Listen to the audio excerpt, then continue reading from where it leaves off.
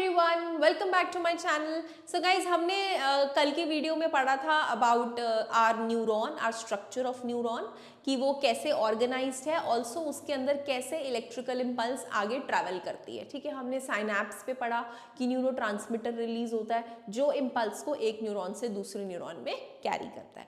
आज मैं उसी न्यूरॉन से रिलेटेड आपको कुछ और 2-3 एक्स्ट्रा फैक्ट्स बताऊंगी before we start on with the reflex action. ठीक है, रिफ्लेक्स एक्शन मैं अगली वीडियो से स्टार्ट करूंगी, लेकिन इस वीडियो में मैं आपको न्यूरॉन के और थोड़े बेसिक चीजें बताना चाहती हूँ जो एनसीईआरटी में डायरेक्टली गिवन नहीं है, लेकिन इनडायरेक्टली काफी क्वेश्चंस उस पे आ जाते हैं। तो चलिए आइए स्टार्ट करते हैं विद द टुडेज लेक्चर।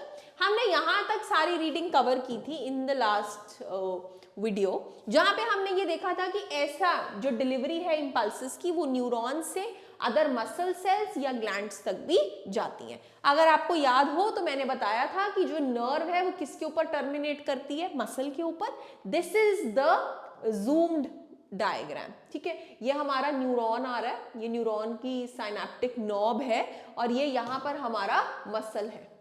ठीक है जी, तो इसी तरीके से ये अपनी इंपल्स को from the neuron to muscle transmit कर देते हैं।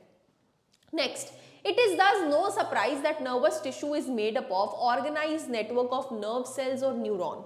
ये तो है ही है, पूरा का पूरा जो हमारा नर्वस सिस्टम है वो नर्व सेल्स और न्यूरॉन से बना हुआ है and is specialised for conducting information, और वो स्पेशलाइज्ड है to conduct information from one point to another via electrical impulses from one part of the body to another. Now this I want to explain you from what, like for example ये हमारा head है, ठीक है, in the central part is basically consisting of brain and पीछे terminate कर रहा है वो spinal cord में, right? तो अगर मैं draw करूं हमारा spinal cord और ये हमारा brain, ठीक है, I've drawn the dorsal portion where this is the brain and यहाँ पे हमारा spinal cord है।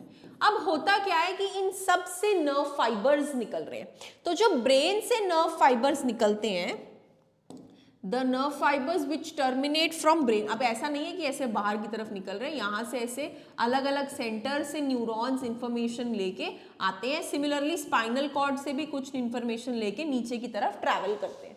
तो जो नर्व फाइबर्स हमारे ब्रेन से निकलते हैं उन नर्व फाइबर्स को हम बोलते हैं क्रेनियल नर्व्स, whereas जो नर्व्स हमारे स्पाइनल कॉर्ड से निकलती हैं we name them as spinal nerves.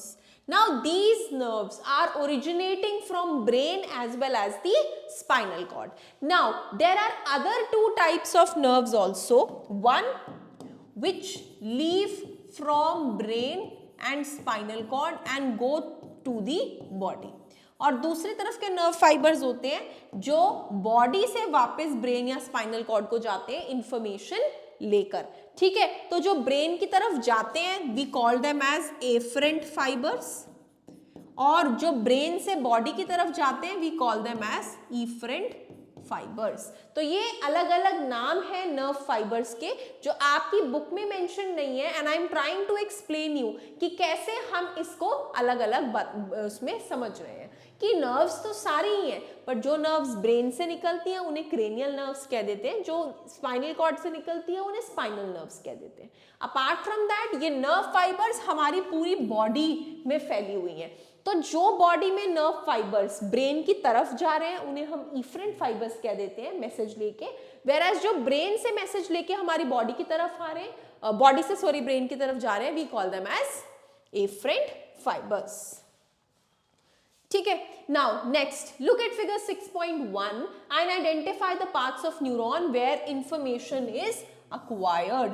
तो इंफॉर्मेशन आती कहां पे है, डेंड्रिटिक टिप पे, एट द डेंड्रिटिक टिप।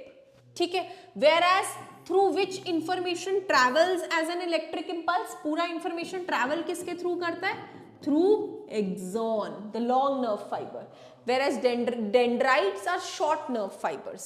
ठीक है, where this impulse may be converted into chemical signal, synapse. ठीक है, synapse पे ये कन्वर्ट हो जाती है into chemical signal. Now they are describing a simple activity जहां वो कह रहे हैं put some sugar in the mouth, how does it taste, block your nose by pressing it between your thumb and index finger, now eat sugar again, is there any difference in the taste? तो आप ये करके देख सकते हैं होगा क्या, that while eating lunch block your nose in the same way and notice if you can fully appreciate the taste or not. So वो नहीं हो पाएगा, इसका reason ये है because there are many actions, there are many things which are taking place and we term them as reflex actions. जो मैंने जैसे कल आपको हॉट का एग्जांपल दिया था कि जब भी आप कोई हॉट चीज टच करते हो तो यू फील कि आपको कैसे रिस्पॉन्ड करना है, तो ये कहना चाह रहे हैं कि कुछ रिएक्शन, कुछ एक्शंस ऐसे होते हैं जो बहुत ही क्विक मैनर में हमें रिस्पॉन्ड करना पड़ता है, जिन्हें रिफ्लेक्स एक्शंस के नाम से जाना जाता है। डिटेल रिफ्लेक्स एक्शंस की how does it takes place, कैसे कंडक्शन होता है, ये मैं आपको आने वाली वीडियोस में पढ़ाऊंगी, but before that I want you to clear कि आपको ये समझ में आ गया कि न्यूरॉन्स का स्ट्रक्चर कैसा रहता है, कहाँ से ये नर्व फाइबर्स स्टार्ट होते हैं। अच्छा, कुछ बच्चों को ये भी कंफ्यूजन रहती है कि मैम ये न्यूरॉन्स, नर्व्स, नर्व फाइबर्स ये सब एक्चुअली है क्या? तो बेटा जो ब्रेन के सेल हैं उन्हें न्यूरॉन्स कह रहे हैं। न्यूरॉन्स में ही जो जैसे ये एक न्यूरॉन का एक्सॉन, ये दूसरे न्यूरॉन का एक्सॉन, ये जब सब एक्सॉन्स आपस में मिल जाते हैं ना तो ये फॉर्म करते हैं एक नर्व फाइबर। ये नर्व फाइबर्स मिलके पूरी की पूरी नर्व बना देते हैं और वो नर्व आगे पूरी बॉडी में ट्रैवल करती है। तो basically the nerve is consisting of many nerve fibres जो एक्सॉन्स को कनेक्ट करने से बन रहे हैं। तो कंफ्यूज नहीं होना, these all are the nerves. ठीक है जी, so that's all for today and next video onwards we will start with our reflex actions. Thank you.